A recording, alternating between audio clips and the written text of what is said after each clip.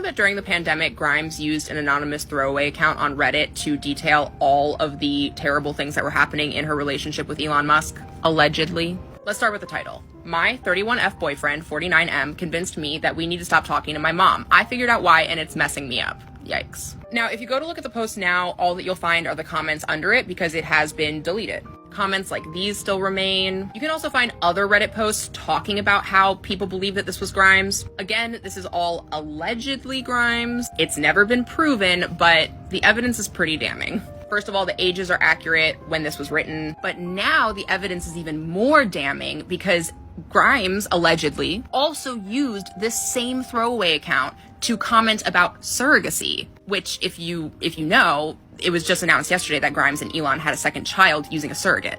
Anyway, I read through this post when it was circulating around when it was first posted, and obviously I have screenshots. You can pause to read the whole thing if you want. I'm not gonna read word for word. We don't have time. It does keep going. Don't worry. We're gonna get there. But let's go over her bullet point facts. Together almost 3 years. As of a year ago, that was accurate. Got pregnant unexpectedly, super difficult pregnancy. As we know, Grimes had an extremely difficult pregnancy medically. She did have HG. But you can see here, she wrote, "We almost broke up at the beginning of my pregnancy because he thought I was being dramatic about the HG and refused to take me to the hospital. Emergency C-section, baby was born on Star Wars Day. May 4th. May the 4th be with you. May the Force be with you." First of all, who did this? You're wrong for this. Why does this picture come up when you look up their kids?